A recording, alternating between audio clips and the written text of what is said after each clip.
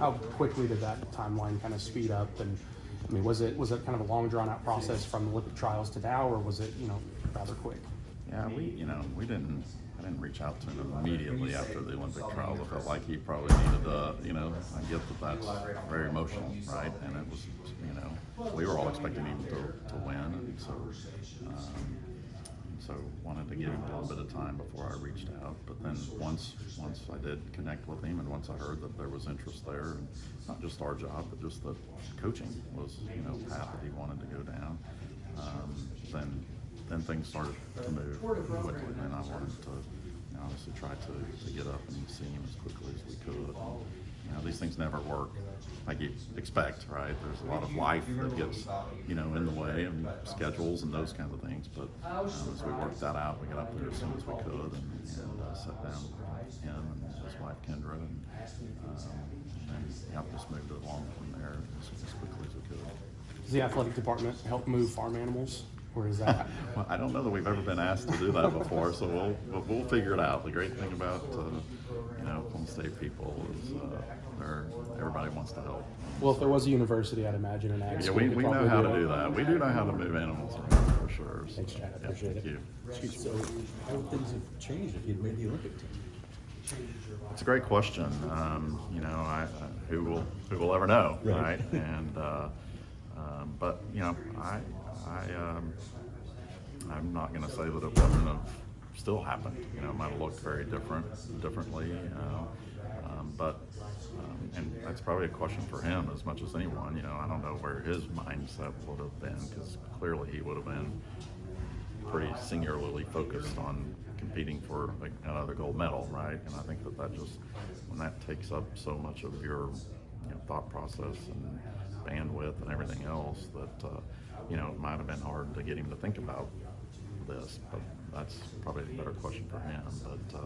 But we were, I think that we would have still had interest in it. It just would have been a matter of if the timing was right for him. Don't leave before you hit post. Okay.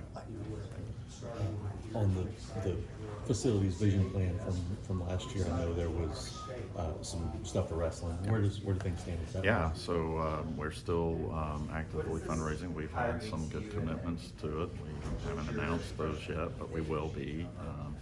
But now's an opportunity to sit down with David and see what his vision for the facility is too. And we've not finalized any architectural plans, so there'll be an opportunity when he has the time. He's got a lot of other priorities right now, but when the time's right, we'll sit down and take a look at where we are with that, and let him weigh in on what he thinks that needs to look like and what that needs to be.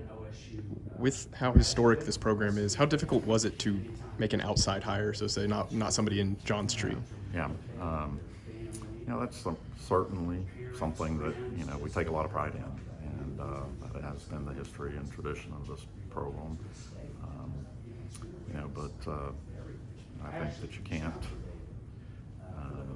You have to find the right person, and so I talked to a bunch of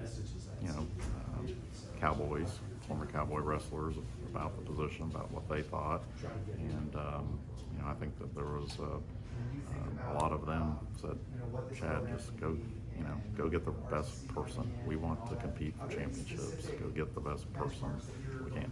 If that is a cowboy, then great. I mean, that's kind of icing on the cake. But there was support even within the family to just go get the best person that we can get so that we can win.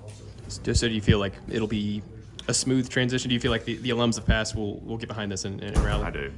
I mean, I think what I've heard over and over again is that the program was bigger, than anyone, and so I expect that everybody will rally around David and behind David and support him and be able to help get the program where we want it to be. Yeah, I mean, David. He's been a big part of building up, the standard for the sport right now, right? And so that's a big hill, for anybody that's trying to compete with them. But that's exactly what we want to do. That is our goal, where we want to get back to hanging banners in Gallagher Arena, and so it's going to take everybody. David cannot do it on his own. It's going to take our former wrestlers, our alumni, our fans, our donors, all lining up, getting aligned, and supporting him to get where we want to be. I mentioned you've been asked about Coleman, but I imagine that was a difficult conversation to have. Anything that you can share there? Yeah, I'm not going to go into any detail ever with any, specifics on conversations with coaches, but Coleman is great. I respect highly Coleman. He's a great coach. He did a great job while he was here. He did a great job at UNC. He's still young. He's got a long runway ahead of him, so I'm confident that if he chooses that he wants to continue to coach, he's going to be able to do that. There are going to be people that are interested in him coaching this program. You just never know how things are going to work out. That's just the way this works. So certainly wish him nothing but the best. Thanks, Chad.